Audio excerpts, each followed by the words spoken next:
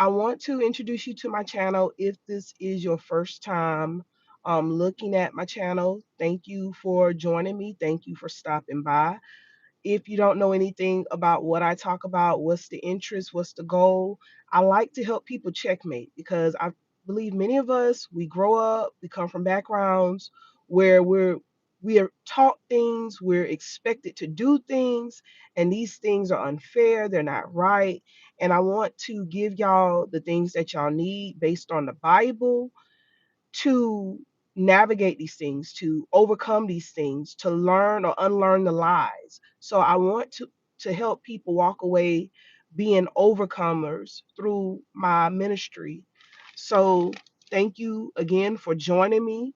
I want to talk about today in today's message, the guilt trap, and the main thing that goes on spiritually is control. When the enemy wants to control what's not his. So the enemy, he wants to control God's children. And when you are a chosen one, he comes after you first. The enemy feels successful when he can control the chosen one, when he can control the narrative of your life, when he can have you not walk in dominion, because that's what God has given you. As a chosen one, God has given you dominion. God has given you power to trample over all means of the enemy, according to Luke 10 and 19, once you are in the fold of Christ. So the enemy knows this, and he will do everything he can from the time that you are born to keep you from learning this information. Because once you tap into the power of Christ through receiving Christ, then he know his game is through. His game is over. That means he knows that once you know how to flow in God's anointing, this enemy cannot stop you. Okay? Because again, Jesus has given you the power to tread over all means of the enemies. So that's why the enemy comes to kill, steal, and destroy. Okay? Because you belong to God. And as long as the enemy can keep who you are away from your knowledge, as long as the enemy can keep you from walking into all that you are and all that you are and all who you are, then he feels fine. He feels like he has something to control. So my goal here in the messages that I deliver is to give you what you need to keep the enemy from running rampant with you, to keep the enemy from trying to control you. And so a lot of times, if we're not careful, because we're so used to trying to be kind to others, we're so used to trying to accommodate others, we could fall into the guilt trap. All right. And the guilt trap is what manipulators or narcissists use to control you. And when I speak of these people, I'm talking about not in just romantic relationship, your family too, because a lot of times we accept disrespect from other people based on what our family put us through. See, our family teaches us to shrink if they were not subject to God. If they did not grow up living by the word of God and applying the word of God, then they're likely to be the ones that cause us to hurt. Okay. They're likely to be the ones that cause us to shrink. And these are people, they are not always aware that that's what they're doing. Okay. So this is how a manipulator or a narcissist or a toxic person would use the guilt trap against you. They would use it as a control tactic to make you regret doing something that you had to do to them. Okay. So they will use guilt to make you feel bad for doing something you had to do. Normally, when we feel guilty, and when guilt works like this, is when you recognize, it's supposed to work like this. When you recognize that you've done something wrong and you could have done it better, but it becomes a guilt trap when someone else seeks to guilt you when you were actually in the right for doing what you have done. Okay. So that's where it becomes a trap for a manipulator or a narcissist to use against you. When you're in the right for doing what you had to do, and they'll use it because, of course, you hurt them in some way. And I'm going to give you an example. Like if you got family members that you had to get away from, they done got on your nerves. They are the type of people you feel heavy around. You just feel like you are so done with defending yourself about things. You've tried your best and you decided, you know what, I need a break from them. I need to just pull back. I need to reflect. I need to just get a get a break from them. Okay. And you want to take that break and you're right for doing that. But when you come back around them, this is what they're gonna do. They're gonna say, why you act like you can't come around? We don't we don't do nothing to you. We it ain't that bad. You act like we gonna hurt you. We act like we gonna do this to you. Why you gotta run from us? Why? And it's almost as if they don't understand that their behavior is why, because they're used to you being on the receiving end of it. So they will use guilt to get you to do what they want you to do, which is to come around and put up with their foolishness again. Okay. Before I continue, I see some of y'all are in the comments. Thank y'all for joining me today, and thank you for letting me know the impact of my videos. Okay. So thank you. Um, I see someone says they have a big problem. If it's personal or anything, you can email me and I'll see what I can do. Pray and things like that. Um, but I want to say hello and thank that all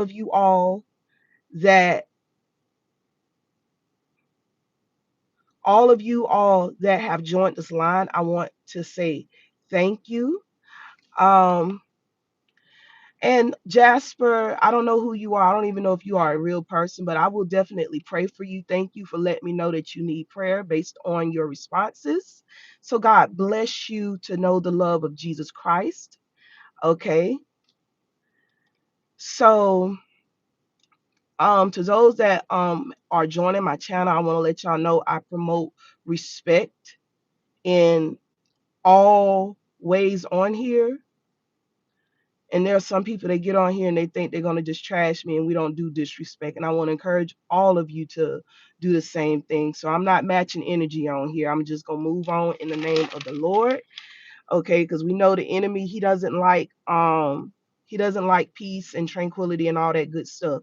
So I'm going to go back to the message again. We're talking about the guilt trap and what people will do to use that guilt trap against you. And again, they're using guilt to make you feel remorseful for doing something you had to do. They gave you foolishness. You didn't want to tolerate their foolishness, and you you had to do what you had to do, and they want to make you feel guilty about it. So they will first of all downplay their role in provoking you or hurting you. Okay. So they don't want you to think that what they did was so bad. They want you to just really overlook it and forget it. All right. So they also ignore the ways that they contributed to your pain and influencing your decision. And they want you to also feel selfish. Part of this guilt trap, they want you to feel selfish. They want you to feel as if like you're so wrong and you're only thinking of yourself when you walk away or you do what you have to do for whatever it is. Okay. Um, they'll also exaggerate and magnify. Okay. They will exaggerate or magnify the things that you do to make you feel like the villain. So this spirit of manipulation that's running through these folks, the narcissists or the manipulators or these toxic folks, they will do everything they can to try to make you um go along with their plan. If they don't want you to go away, they want to make you feel bad for going away. Okay.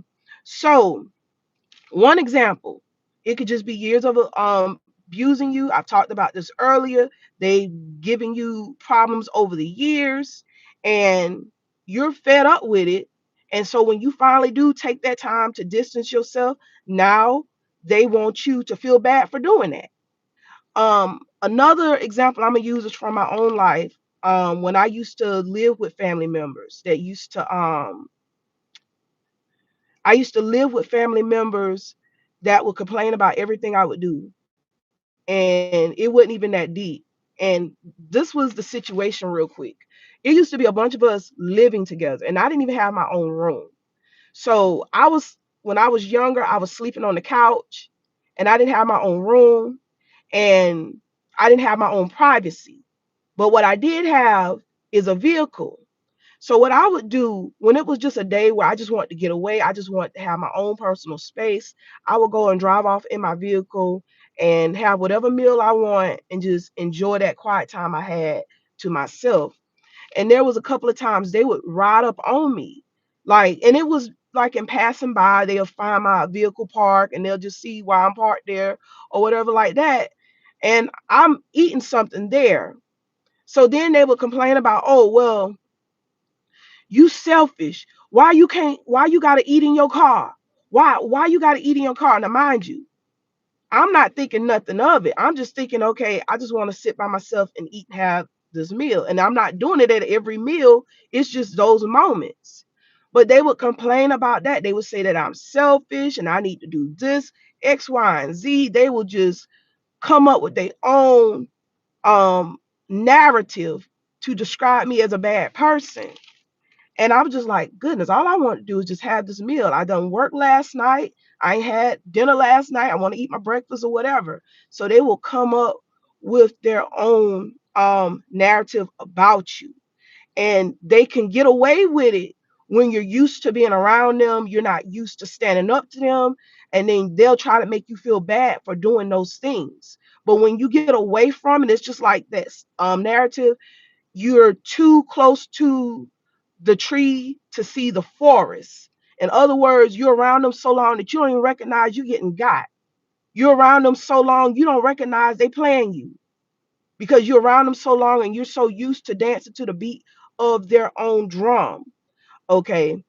So the question becomes, how do you navigate it? Because we could talk about all day the many ways they'll manipulate you and control you if you let them. The first thing you got to do is when you recognize that you're not trying to do any harm, you know, initially you're not trying to do harm, you're not really trying to be selfish, your act is innocent, is possible. And I'm not trying to say that we don't take a look at ourselves. If we're doing something wrong, apologize for it, move on. But if you just know that like you didn't mean any harm and they're just blowing it out of proportion, encourage yourself in the Lord and pray about it. Invite his um insight on it. Invite his thoughts on it. Okay. Consider your thoughts about it. Were you really trying to do all this wrong that they're saying? Another thing is too, when they bring it to your attention, don't argue with them.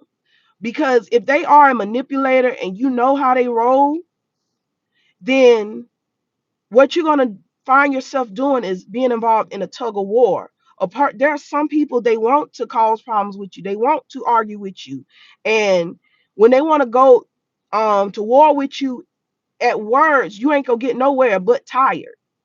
So don't argue with them because they're not interested in understanding. Okay, they just want to be right. So you let them be right, and that's how you win that little verbal tug of war that they want with you. And those that know, when I talk about tug of war with these words, it's like pulling the rope. And in tug of war, we know as long as you holding on the rope and somebody's stronger, somebody got more defenses, they got more strength in the battle, they pull you across the line. But the other part of tug of war, which is the easiest part, is simply letting that rope go and letting them fall back. They got everything they want. They got the last word, they got the rope, they fall back on their last word because you walk another way. You're not giving them no more of your energy. Okay. So number two, again, don't argue with them. And number three, get away from them.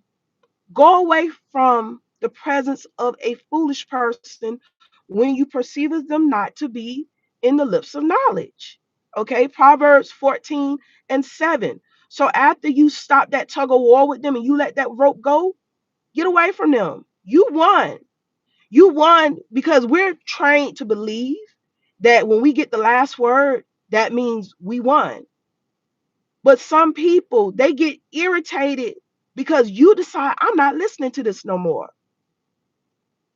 So when you go away from them, when you realize they battling on with foolishness, that's going to solve the problem right there. That's the win, because they can't make you engage if you decided, I don't want to be bothered, I don't even want to talk about it. That's how you take your control back. And you're not controlling them, you're controlling yourself, you're controlling your emotions, you protecting your peace. Okay. And at the end of the day, remember, when you give these people what they worked for, your absence in many cases, and they can't deal with it because they don't want to take a mirror to themselves and take responsibility to how they treated you. Remember, the way of the transgressor is hard.